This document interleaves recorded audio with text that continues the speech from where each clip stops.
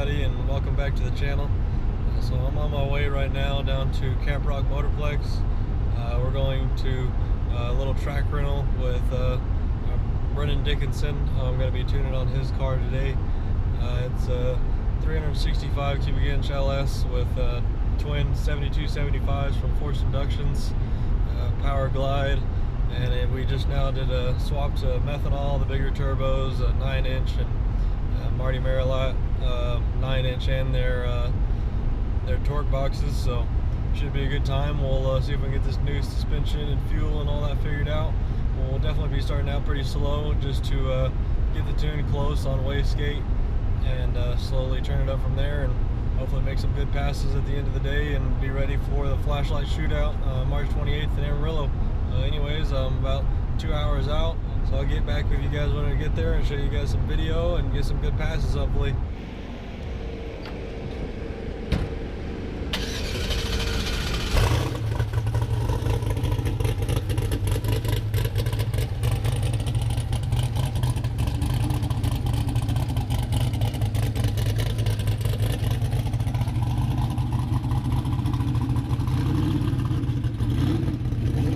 I apologize for the delay on this video, guys. The testing didn't quite go as planned. We ran into some issues which you'll be seeing here. There's not going to be a whole lot of details released just because this is a no time car, so there's not going to be any times, but I'll give you as much info as I can. Obviously the race that we were testing for right here was a flashlight shootout that was supposed to be March 28th, but it ended up getting canceled because of all this virus stuff.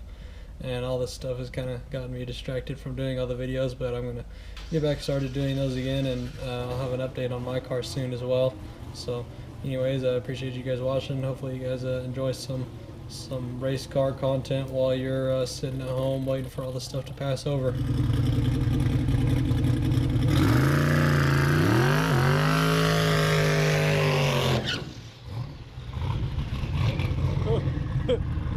I'm going to have to remember to get in front of the car for the burnout. You don't want to be in front of it when it's off. That's true. Just farther behind it.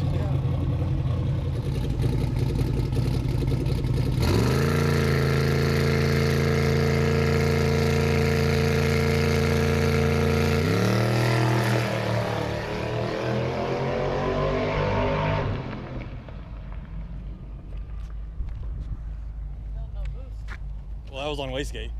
So that is no boost. With all the changes, we wasn't making force passing. Alright guys, you may have noticed on that last pass that it kind of just stopped pulling and it never ended up shifting into second gear. The car has an air shifter and it's set up to shift right around that 7,000 RPM or a little above depending on what we're doing. We thought that it may have just kind of stopped pulling at like 6,000, 6,500 just because of the fact that it was on such low boost. It was like 4 pounds of boost. But we also seen that the O2 sensors weren't quite reading the same. One of the sensors was reading a whole 0.7 leaner than the other one, and we figured that that sensor that was reading leaner was probably wrong, and that may have been causing it. But before we shut that off and went off possibly a sensor that was reading too rich and leaning it out and hurting anything, we decided to just turn up the boost and see what it did at the higher boost level. And it did end up doing the same thing here. So we made that fix after this pass. Oh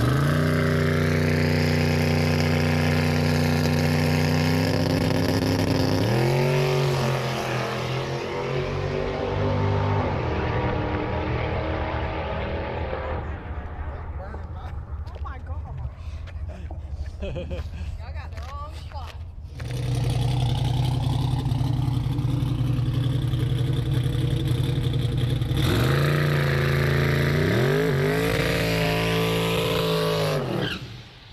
I think that sensor's probably wrong because I changed it on the burnout tune too.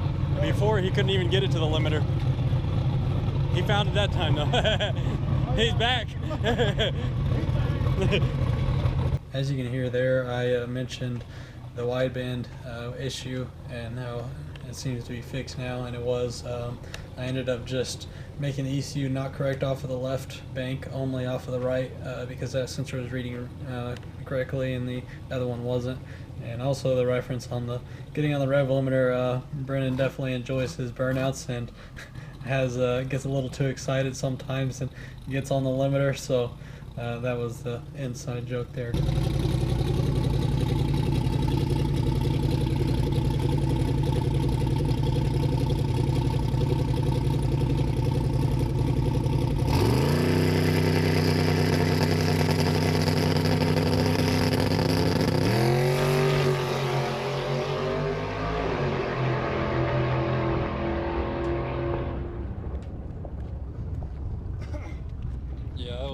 stepping it right on up.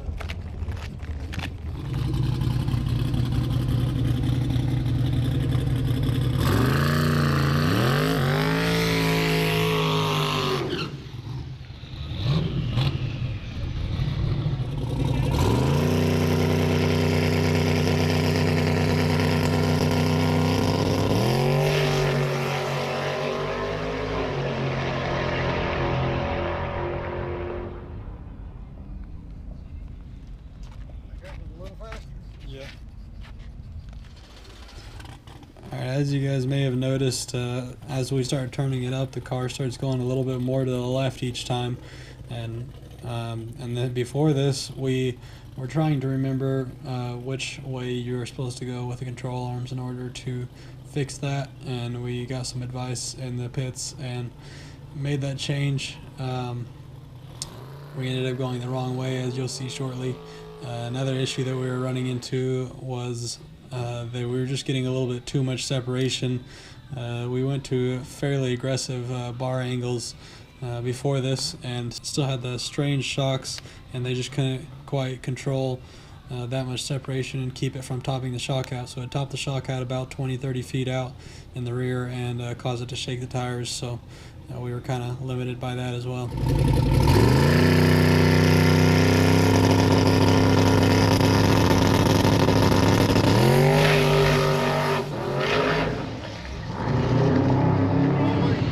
Yeah.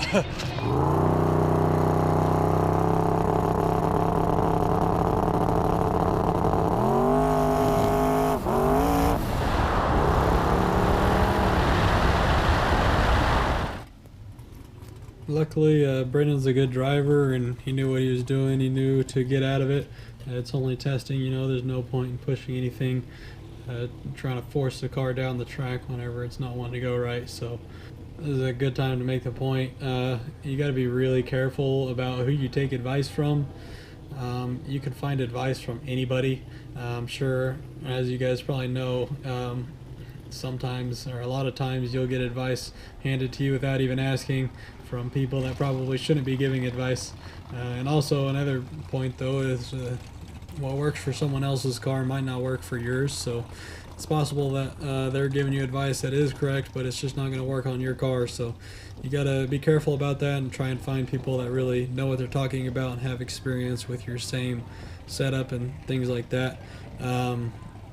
But anyways, after that we got it fixed. We went the other way a couple flats and got it pretty well figured out to where the car went much straighter this pass, as you'll see. But we were stuck on the shocks. We couldn't really do anything about that. We didn't want to make a bar change at the track just because it's a little bit hard to get the rear end centered and everything. Doing that whenever you have to change the length of the bars and everything. So we didn't really have the tools to do that at the track. So we decided to leave that the same and just kind of go easy on it in the 60 foot and roll the power in up top. Are you still videoing or what? Yeah, say hi. Hey. Tell your viewers if any small tire cars are coming to Amarillo the 27th, we can go off the trailer. All right. I think your intercooler pump's unplugged. Yeah. You know, That freaking makes sense why the IAT's so high. Crap.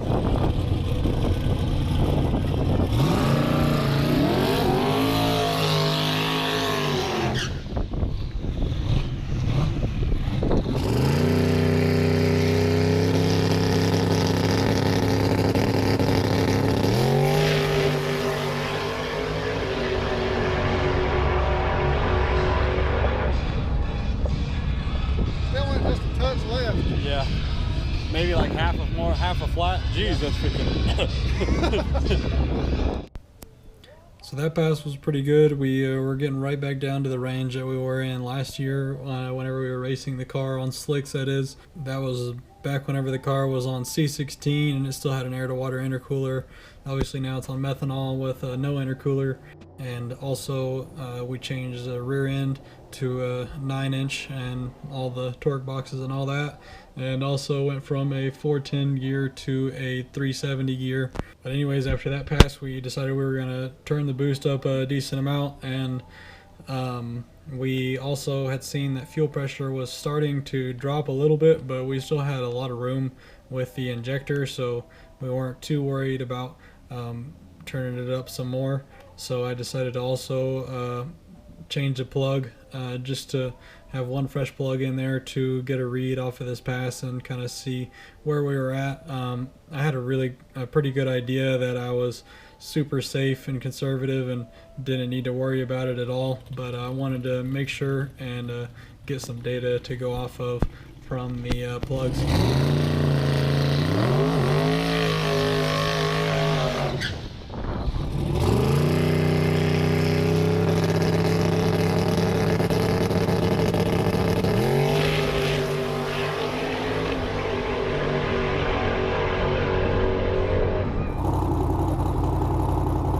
Alright, so last issue of the day finally. You may have noticed in that last clip that once the car got into high gear, you don't really hear the RPM change at all. It ended up being that the converter was a little bit too loose and it pretty much held flat all the way through second gear. You'll be able to hear it better in this GoPro clip, and I'll explain a little bit more about it afterwards and how we're going to fix it.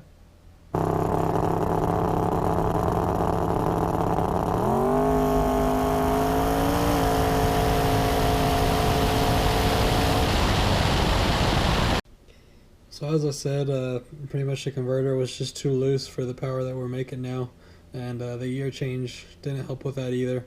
And we ended up talking to Dusty Bradford at PTC, and he suggested that we go quite a bit tighter. So Brendan went ahead and got a bolt together converter ordered and the right stator, and we are going to change that, as well as he also ordered some new AFCO shocks from 2JM Fab for the rear to help with the separation issue, and also the fuel pump issue we noticed it continued to get worse.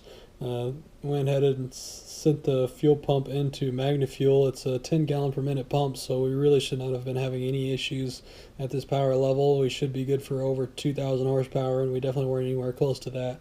So they sent the pump in, and it ended up being that somehow one of the gears in the pump ended up being cracked, and it seemed like something had possibly went through it, or something must have happened in order to hurt it. But that is fixed, as well as the shocks and the converter and everything, and hopefully next time we'll have a little bit more successful of an outing. But it still did pretty well. We ended up being, right around the same times that we were running last year on slicks. So but of course, it's no fun to do a whole bunch of upgrades and end up right where you were when you started. But we'll get it figured out and get it turned up and really start to make some improvements. And also, the plug read from this pass showed me that we are super conservative on the tune. It's probably way too rich and way too low on timing as well, but that's kind of where I wanted to start, and we'll creep up on it and get it where it's more happy and making some more power and converter that can hold it, and we should be good to go. Anyways, thank you guys for watching.